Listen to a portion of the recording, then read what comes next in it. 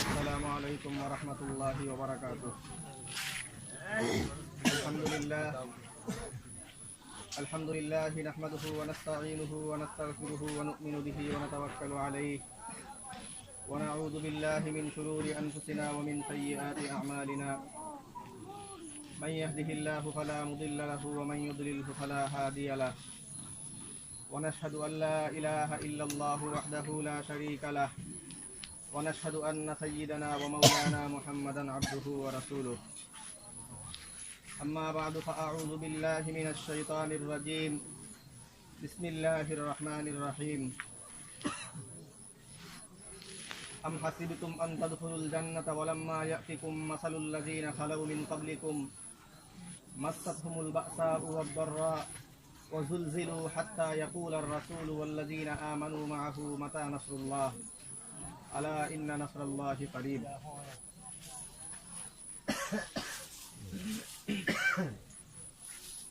বাংলাদেশ খেলাফত যুব মজলিস কর্তৃক আয়োজিত এই আনসার ক্যাম্পের শাইখুল হাদিস আল্লামা আজিজুল হক রহমতুল্লাহ আলাই মসজিদের এই সমবেত আনসার এবং মুহাজিরদের সমন্বিত এই মজলিস, আল্লাহ পাক রব্বুল আলামিনের দরবারে আমরা অসংখ্য শুকরিয়া জ্ঞাপন করি।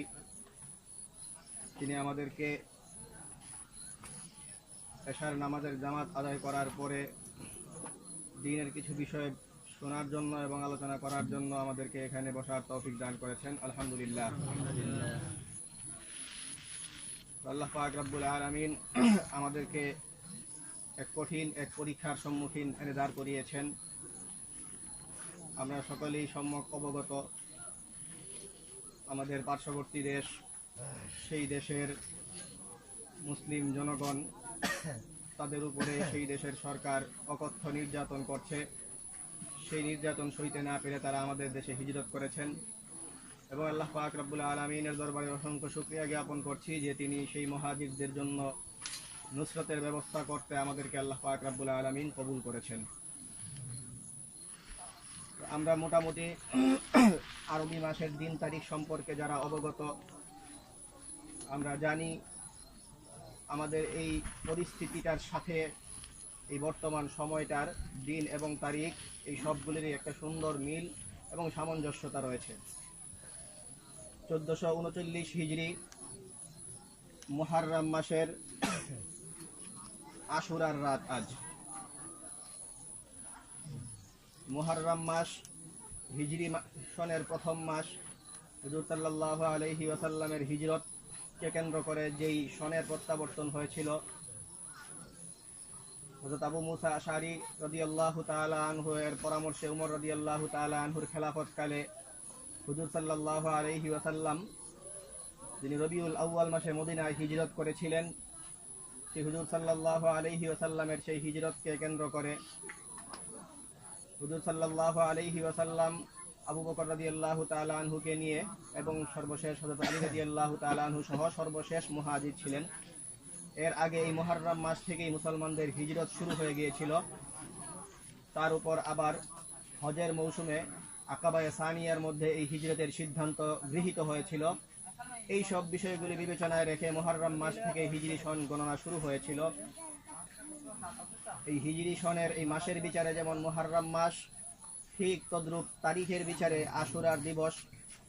পবিত্র কোরআনে কারীম এবং হাদিসে নববিয়্যা আমাদেরকে এই কথাই বলে যে আল্লাহ পাক রব্বুল আলামিনের আরেকজন জলিলুল কদর নবী মুসা আলাইহিস সালামের সেই হিজরত ছিল এই ঘটনাকে কেন্দ্র করে এবং ফেরাউনের নির্যাতন থেকে আল্লাহ পাক রব্বুল আলামিনের আদেশে বাঁচার জন্য উনি যে হিজরত করেছিলেন, সেই হিজরতের ঘটনাকে স্মরণীয় করে রাখতেই এই আশুরার দিবস মুসলমানরা পালন করে আসছে। তো এই দুইটা হিজরতের ঘটনা, এই হিজরতের ঘটনাগুলোর সাথে ওতপ্রোতভাবে আল্লাহ পাক রব্বুল আলামিন নুসরতের ব্যবস্থা এবং নুসরতের ঘোষণাও আল্লাহ পাক রব্বুল আলামিন দিয়ে দিয়েছেন। হিজরতের সাথে সাথে হিজরতের পরক্ষণে আল্লাহ পাক রব্বুল আলামিন মুসলমানদেরকে নুসরতের ওয়াদা দান করেন এবং হিজরতের মাধ্যমেই মুসলমানদের নুসরতের পথ সুগম হয়। আল্লাহ পাক রব্বুল আলামিন নূহ আলাইহিস সালামের ব্যাপারে এই হিজরতের ঘটনা উল্লেখ করতে গিয়ে নূহ আলাইহিস সালামকে এই ঈমানের উপরে অবিচল কেন থেকেছেন এই কারণে তৎকালীন যুগের নেতৃস্থানীয় লোকজন নূহ আলাইহিস সালামের উপরেও নির্যাতন করতে উদ্বুদ্ধ হয়েছিল। নূহ আলাইহিস সালামের কথা আল্লাহ পাক রব্বুল আলামিন কোরআনে কারিমে উদ্ধৃত করতে গিয়ে বলেন যে নূহ আলাইহিস সালাম বলেন যে তোমরা আনিয়াবুদুল্লাহ ওয়াত্তাকুন, যে তোমরা আল্লাহ পাক রব্বুল আলামিনের ইবাদত করো এবং আমাকে ওয়াতিউন, এবং আমাকে তোমরা অনুসরণ করো।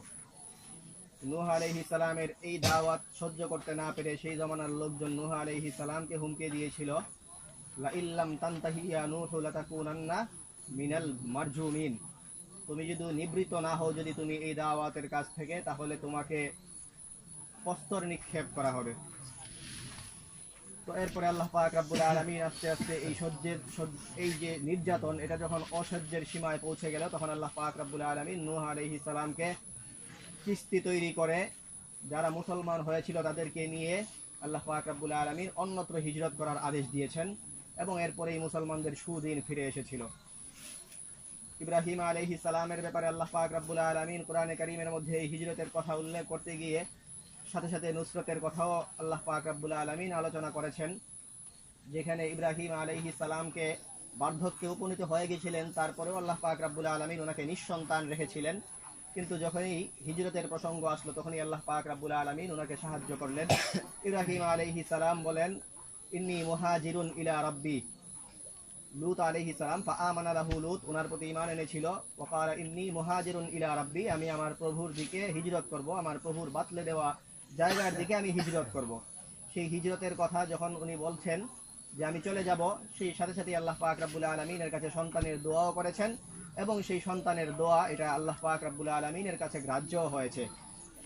ইব্রাহিম আলাইহিস সালাম বলেন, ওয়া ক্বালা ইন্নী যাহিবুন ইলা রাব্বি সায়াহদিন রাব্বি হাবলি মিনাস সালিহিন, যে আমি আল্লাহ পাক রব্বুল আলামিনের কাছে চলে যাব, আর আল্লাহ তুমি আমাকে নেক সন্তান দান করো। যেই বয়সে সন্তান হওয়ার কথা না, সেই বয়সে আল্লাহ পাক রব্বুল আলামিন এই হিজরতের ঘটনার পর পর বলছেন যে আল্লাহ পাক রব্বুল আলামিন তাকে অবশেষে দুইজন সন্তান দান করেছেন। এবং লূত আলাইহিস সালামের ব্যাপারে আল্লাহ পাক রব্বুল আলামিন সেই হিজরত ওনাকে করতে হয়েছিল সেই কথা কোরআনে কারীমের মধ্যে বর্ণনা করেন। উনি যখন দাওয়াত দিয়েছিলেন তখন তার জাতি লূত আলাইহিস সালামকে বলেছিল, লা ইল্লাম তানতাহি ইয়া লূত লাতাকুনান্না মিনাল মুখরাজিন, লূত তুমি যদি নিবৃত না হও তাহলে তোমাকে এলাকা থেকে বিতাড়িত হতে হবে। তো ঈমানের উপরে পরীক্ষা এটা সেই নবীদের যুগ থেকেই চলে আসছিল। ঈমান আনার দায়ে সেই জমানার যে নেতৃস্থানীয় লোক যারা, তারা মুসলমানদেরকে যারা ঈমান আনেছে তাদের উপরে নির্যাতন করে, এবং আল্লাহ পাক রব্বুল আলামিন সেই নির্যাতন থেকে একটা পর্যায়ে মুসলমানদেরকে রেহাই দেন। মূসা আলাইহিস সালামের যে ঘটনা উল্লেখিত হয়েছে, মূসা আলাইহিস সালাম ফেরাউনের অকথ্য নির্যাতনের পরে আল্লাহ পাক রব্বুল আলামিন বলেন, আওহাইনা ইলা মূসা আন আসরি বিইবাদি লাইলান ইন্নাকুম মুত্তাবাউন, রাতে তুমি চুপিসারে এই এলাকা ছেড়ে চলে যাও এই নির্যাতন থেকে বাঁচতে হলে। এরপরেই আল্লাহ পাক রব্বুল আলামিন সেই আশুরার যে ঐতিহাসিক ঘটনাকে কেন্দ্র করে এই দিবসটা আল্লাহ পাক রব্বুল আলামিন স্মরণীয় করে রেখেছেন। আলিয়াউমা নুনাজ্জিকা বিবাদানিকা লিতাকুনা লিমান খালফাকা আয়া, যেন তোমার পরবর্তী যারা আছে তাদের জন্য এটা একটা নিদর্শন হয়। এই জন্য আল্লাহ পাক রব্বুল আলামিন ফেরাউনের দেহকেও অবশিষ্ট রেখেছেন, আবার পাশাপাশি তার সাথে যেই ঘটনাটা ঘটেছিল সেই ঘটনাটাকে স্মরণীয় করে রাখার জন্য পরবর্তীতে এই ঘটনাটাকে কেন্দ্র করে মুসলমানদেরকে আলাদা একটা ইবাদতের ব্যবস্থাও করে দিয়েছেন। তো মূসা আলাইহিস সালাম হিজরত করেছেন, পরবর্তীতে ফেরাউনকে আল্লাহ পাক রব্বুল আলামিন নিমজ্জিত করেছেন, সাগরে ডুবিয়ে মেরেছেন, এবং মূসা আলাইহিস সালামকে এই হিজরতের ফলপ্রসূতে আস্তে আস্তে আল্লাহ পাক রব্বুল আলামিন সাহায্য করেছেন। হুজুর সাল্লাল্লাহু আলাইহি ওয়াসাল্লামের যুগেও মুসলমানরা যখন নিজেদের ঘরবাড়িতে থেকেই একসময় এই কথা বলতে লাগলো যে আমরা তো অনেক মার খাচ্ছি, আমাদের সাহায্য আসে না কেন, তখন আল্লাহ পাক রব্বুল আলামিন যে হিজরত করতে হবে মুসলমানদেরকে সাহায্যের জন্য একটা পর্যায়ে নিজেদের ঘরবাড়ি ত্যাগ করতে হয়, এই কথা উল্লেখ করতে গিয়ে আল্লাহ পাক রব্বুল আলামিন বলেন, আম হাসিবতুম আন তাদখুলুল জান্নাতা ওয়ালাম্মা ইয়াতিকুম মাসালুল লাযিনা খালাউ মিন ক্বাবলিকুম। এত এত ঘটনা কোরআনে কারীমের মধ্যে উদ্ধৃত হয়েছে, উল্লেখিত হয়েছে নবীদের হিজরতের কথা। তো তোমরা কি মনে করেছো তোমরা জান্নাতে প্রবেশ করে যাবে আর তোমাদের কাছে এই পরিস্থিতিটা আসবে না? তোমাদের কাছেও এই পরিস্থিতিটা আসবে। তোমাদের আগের লোকজনের উপর যে নির্যাতন এসেছিল সেই নির্যাতন তোমাদেরকেও সহ্য করতে হবে। তবে একটা পর্যায়ে তোমরা হয়তো বলে বসবে যে আর কখন সাহায্য আসবে আল্লাহ তাআলার। তো সেই সময় বেশি দেরি না, একটা পর্যায়ে আল্লাহ পাক রব্বুল আলামিনের সাহায্য তোমাদের কাছে আসবে। আলা ইন্না নাসরাল্লাহি করিব, আল্লাহ পাক রব্বুল আলামিনের সাহায্য তোমাদের কাছে অচিরেই আসবে। তো হুজুর সাল্লাল্লাহু আলাইহি ওয়াসাল্লাম সেই ঘোষণা মাফিক আস্তে আস্তে সাহাবায়ে কেরাম থেকে নিয়ে হিজরত করেছিলেন। সেই হিজরতের প্রেক্ষিতে আল্লাহ পাক রব্বুল আলামিন ইসলামকে বুলন্দ করেছেন, ইসলামকে আল্লাহ পাক রব্বুল আলামিন স্বমহিমায় উজ্জ্বল করেছেন এবং এক পর্যায়ে আল্লাহ পাক রব্বুল আলামিন এই ইসলামকে দিক বেদিক ছড়িয়ে দিয়েছেন। মক্কা বিজয় সাধিত হয়েছে, ফাতহ মক্কার ঘটনা ঘটেছে।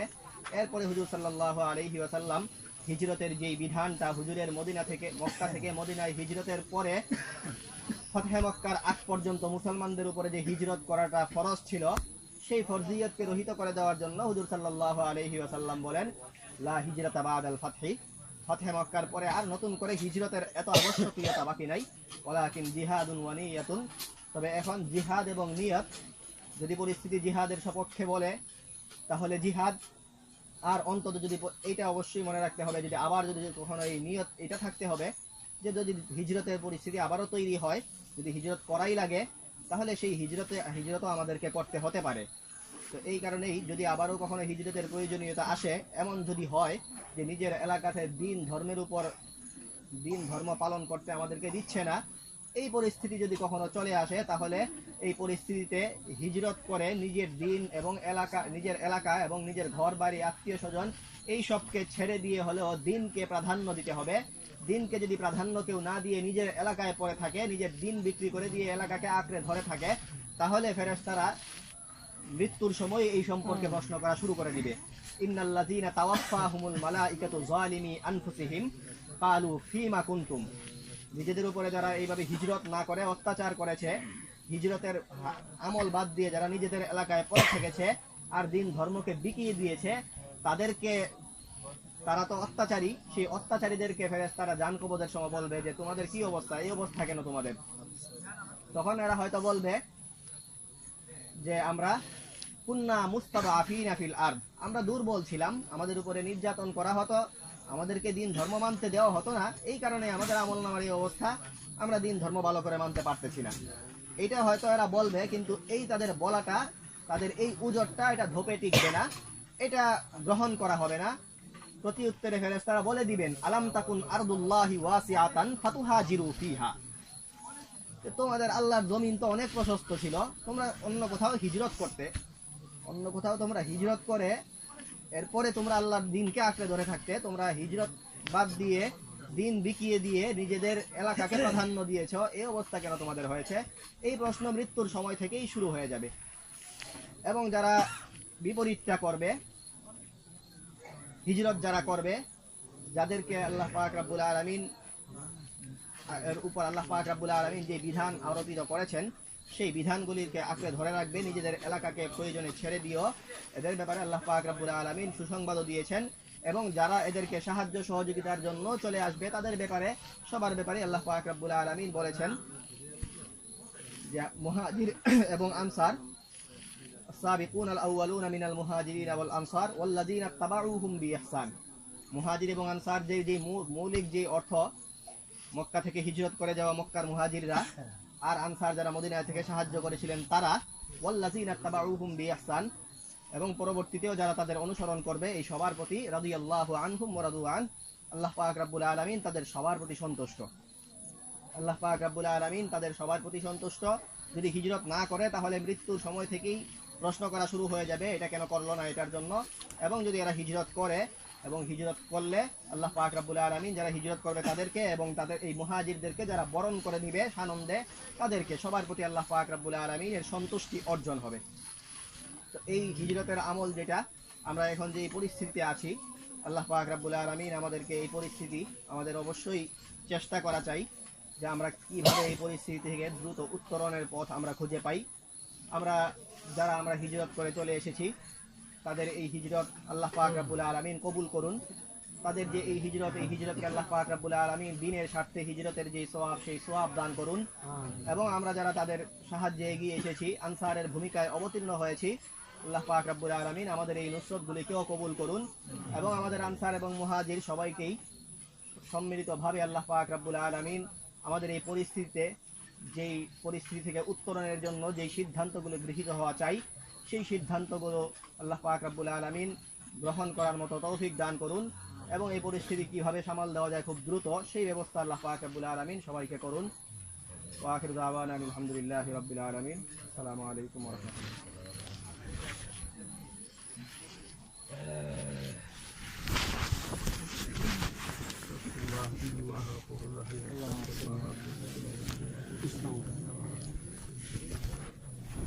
الحمد لله رب العالمين حمد القائلين والصلاة والسلام على سيد المرسلين وعلى آله وأصحابه أجمعين. ربنا ظلمنا أنفسنا وإن لم تغفر لنا وترحمنا لنكونن من الخاسرين. ربنا لا تزغ قلوبنا بعد إذ هديتنا وهب لنا من لدنك رحمة إنك أنت الوهاب.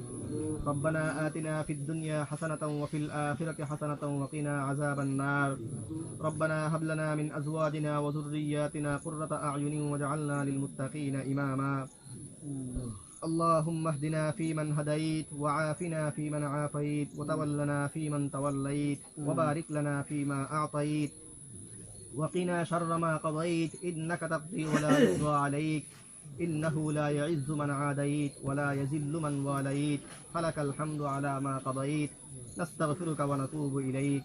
اللهم لا تدع لنا ذنبا إلا غفرته ولا هما إلا فرجته ولا دينا إلا قضيته ولا مريضا إلا شفيته ولا مشكلا إلا يسرته ولا كربا إلا نفسته ولا ظالما إلا أخذته ولا ظالما إلا أخذته ولا ظالما إلا أخذته ولا مظلوما إلا أيدته ولا حاجة من حوائج الدنيا والآخرة هي لك رضا ولنا فيها صلاح إلا قضيتها يا أرحم الراحمين. سبحان ربك رب العزة عما يصفون وسلام على المرسلين والحمد لله رب العالمين آمين برحمتك يا أرحم الراحمين.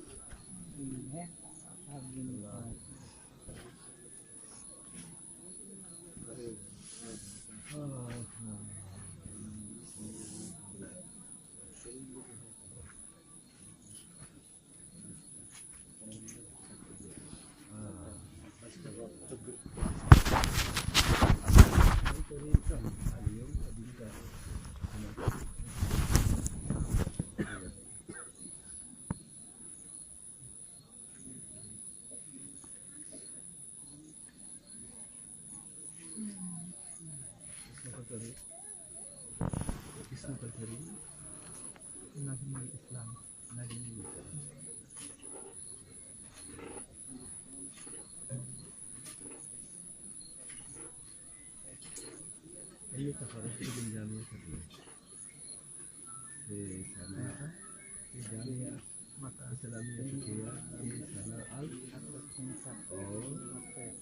إسلامية فقهية في سنة 1992 قبل 26 لا بارك الله فيك. وقرأت هناك 7 سنوات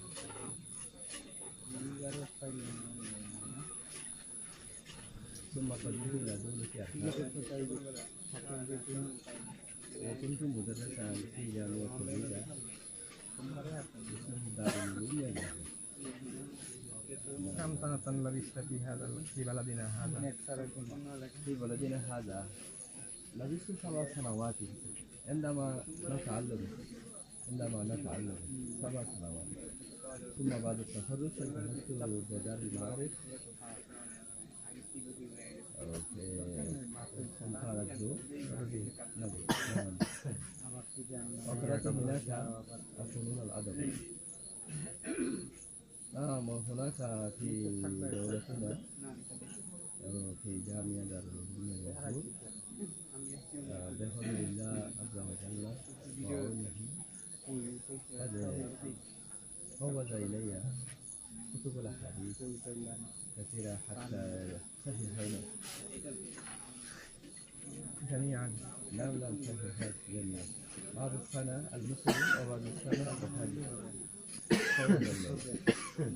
هذا من فضل الله عز وجل. وكان لي صلة قوية مع في المفتي أبو الحسين الذي ذهب اليوم. من زملائكم زميلنا. نعم زميلي ويتكلم باللغة العربية. لا وأنا أستطيع أن أتكلم باللغة العربية العربية واللغة الأجنبية واللغة الهندية أيضا، ولكن أحب اللغة العربية. نعم، لأنها لغة العرب، لغة النبي، لغة الدين ولغة النبي صلى الله عليه وسلم ولغة أهل الجنة. أيضا رواية عن عمر رضي الله تعالى عنه أنه قال: من يحسن أن يتكلم باللغة العربية فلا يتكلم باللغة العربية فإنها يورث النفوس. نعم، أنا أحب اللغة العربية وأحب أيضا من يتكلم باللغة العربية. نعم، لعلك سمعت هذا الإمام، لعلك سمعت هذا الإمام يقرأ في صلاته: وإذا الجنة أدركت، هذا جزء الجنة. نعم، ولم يقرأ جزاؤه فلم يتم الجنة، هذا ناقص ولا يفهم شيء، ولكن صوته حسن. إذا يقال يؤمكم أعلمكم بكتاب الله. نعم، أعلمكم بكتاب الله. صحيح. بارك الله. يا جامعة تخرجت جامعة الرحمانية العربية الذي أسسها شيخنا راشد الحق، لعلك سمعت اسمه. نعم.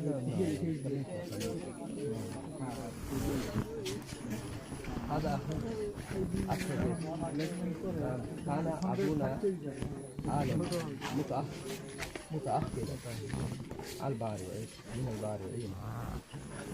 نعم، وإخواني كلها عالم هذا، وهم يتخرجون قد تخرجوا من جامعة ميدان. إني تخرجت من جامعة أخي. لا تفهم اللغة العربية؟ قليل. نعم، القليل يصير كثيرا إن تحاول دائما باللغة العربية، إنما اللغة العربية يتأتى بالحوار. أنت تدريب القلة يورث الكسرة. نعم. جزاك الله أجل من الكلام. أنت جيت اليوم قم يوما عيش هنا من سوء حظنا إني نعم. سأغادر غدا أو بعد الغد. لماذا الله مشغول بالمدارس. لعلك مدرس. لا.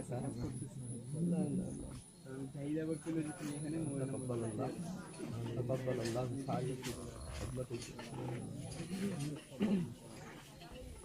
والله إني أتعسف. متى أقيلت مدرستكم في هذا؟ منذ 4 سنوات والله، منذ 4 سنوات أقيلت بالكلية. نعم. أقيلت بالكلية. نحن لا نقدر على التعليم وعلى الصلاة وعلى الاجتماع، لا على الانفراد. لا على الانفراد، ولكن مختفيا يمكن مختفيا أن نصلي مختفيا وندعو الله مختفيا كما بدأ عليه السلام في ابتداء الإسلام، يدعو الناس إلى الله مختفيا، كذلك صار شأننا كذلك.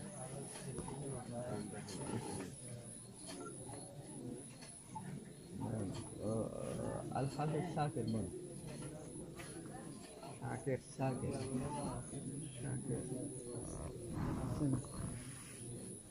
أصل دي من هي بتوقف كان هنا هذا الشيخ شاكر أميرنا. أميركم. نعم. الآن أميرهم. نعم. أين ذهب هو الآن؟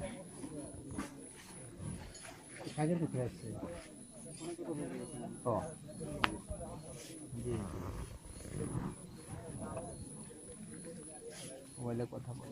আমিরুল গাদের الذي راح اليوم الذهاب في المساء يقال له الرواح شاكر سوف يلبس أسبوعا كاملا. شاكر كيف حالك؟ نعم بارك الله وتقبل الله سعيكم.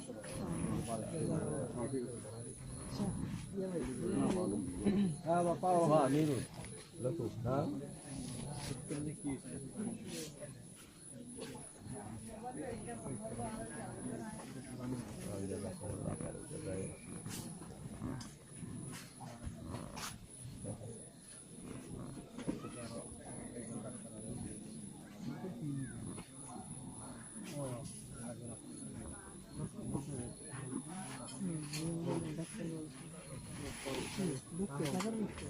আমাদের কিছু কাজ হলো আর পাইনি أنتم قد كنتم برحمتنا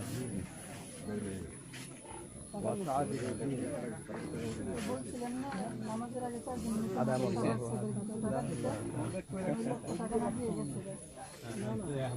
قال النبي صلى الله عليه وسلم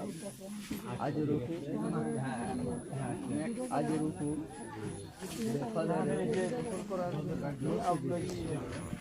بقدر نصوبكم إذا كثر التعب والمشاكل يكثر الثواب والأجر. النعمة بقدر النعمة يا النعمة بقدر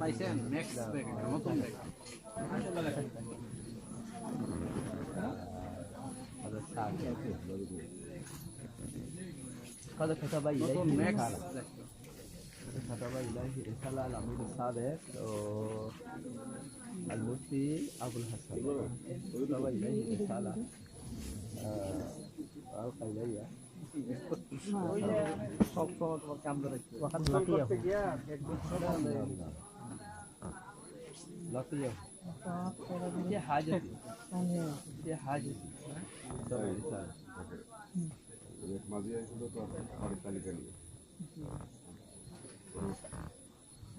لا هذه أنا بالفضل ماذا كتب هناك؟ إنما كتب هناك باللغة الإنجليزية.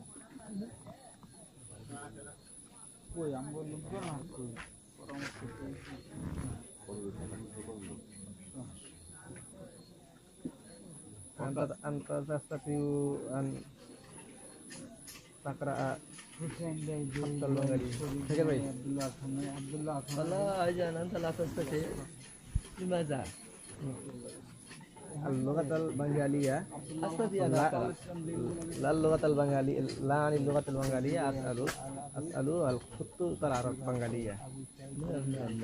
أستطيع. غدا إن شاء الله صباحا بارك الله لكم.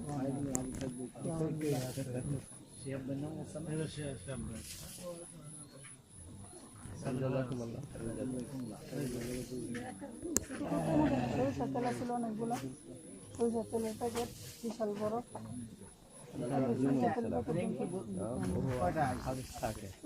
চল্লিশটা হয়েছে এখন ঘটনা হচ্ছে যারা আমি গেছে ঠিক আছে 12টা স্টেশন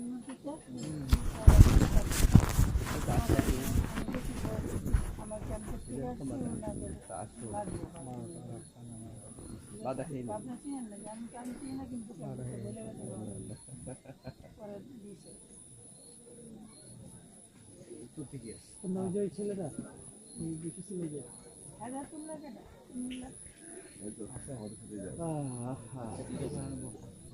এখানে মোট কয়টা লামাই দিয়েছে 28 আর 19 12টা 42টা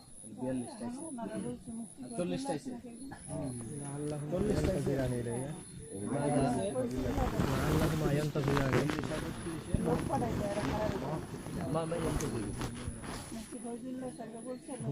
ডাক না আসছে কয়টা وهما ছয়টা আগে আসছে দুইটা هذا ينتظر الله هذا ينتظر إلي ينتظرني نعم الله إلى اللقاء.